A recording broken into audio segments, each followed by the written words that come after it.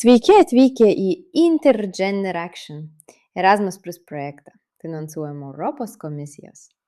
Šiame epizode kalbėsime apie lanksčias darbo politikos priemonės, ypatingą dėmesį skirdami lyčių ir kartų ypatumams derinant darbą bei asmeninį gyvenimą ir apie tai, kaip veiksmingai spręsti galimus konfliktus kylančius dėl šių skirtumų darbo vietoje.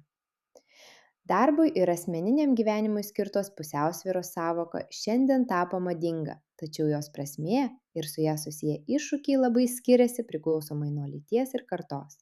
Moteris, ypač dirbančios mamos, dažnai susiduria su vadinamuoju dvigubu krūviu, derina profesinės pareigas su neproporcingai dideliais globos ir namų ūkio darbais. Tuo tarpu vyrai neretai jaučia visuomenės spaudimą prioritetą teikti darbui, o ne asmeniniam gyvenimui.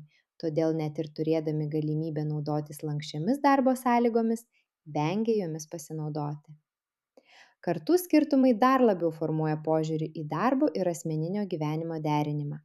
Kūdikių bumo karta dažnai laikosi griežtų ribų tarp darbo ir namų, vertindama juos kaip atskiras sritis.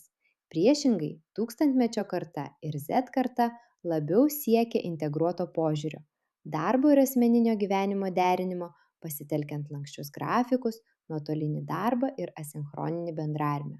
Tokie skirtingi lūkesčiai gali lemti nesuderinamumą, nesusipratimus ir net trinti komandose, ypač jei šie skirtumai nėra atvirai pripažįstami ir aptariami. Kai organizacijos neatsižvelgia į šiuos skirtumus, pasekmės gali būti rimtos. Moteris gali jaustis baudžiamos už tai, kad naudojasi lanksčiomis darbo sąlygomis, o tai lėtina jų karjeros eigą. Jaunesni darbuotojai gali nusivilti pasenusiomis ar nelankščiomis taisyklėmis, netitinkančiomis jų vertybių ar gyvenimo būdo.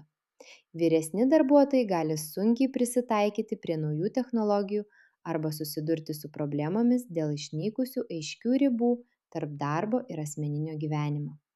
Didėjant įtampai silpnėja komandinė dvasia, o lūkesčiai dėl trinamumo ar įsipareigojimo tampa konfliktų židiniu.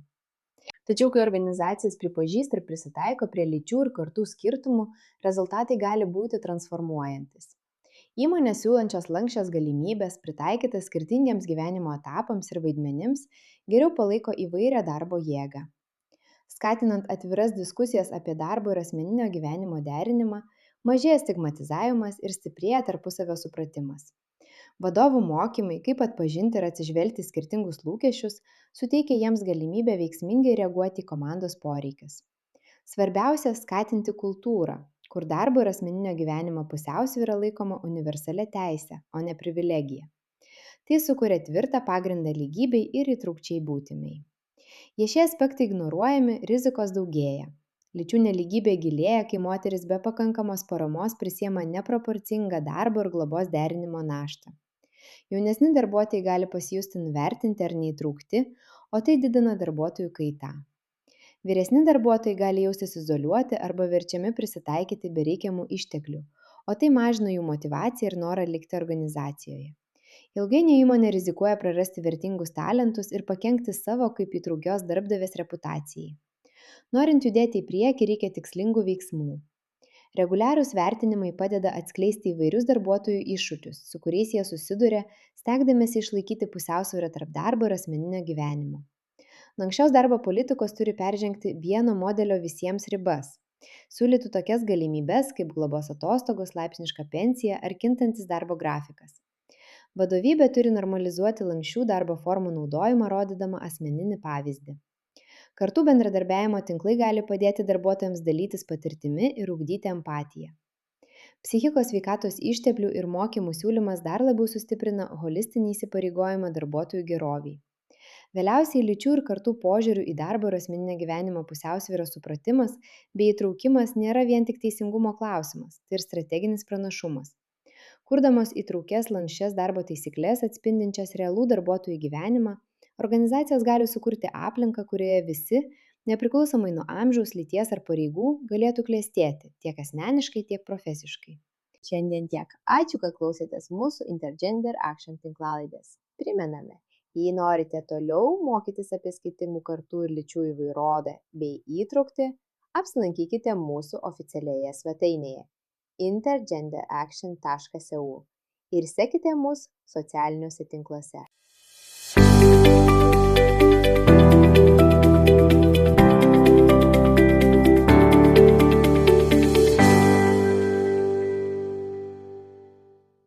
Finansuojama ES. Pateikiamos nuomonės ir požiūriai yra tik autorių ir nebūtinai atspindi ES ar agentūros Erasmus+, France Education Information poziciją. ES skirianti institucija nėra atsakinga už pateiktą turinį. Šis darbas yra licencijuotas pagal Creative Commons Attribution Share Alike 4.0 International licenciją. Norėdami peržiūrėti licenzijos kopiją, apsilankykite creativecommons.org/licenses by SA/4.0. Logotipai į šią licenciją neįtraukiami.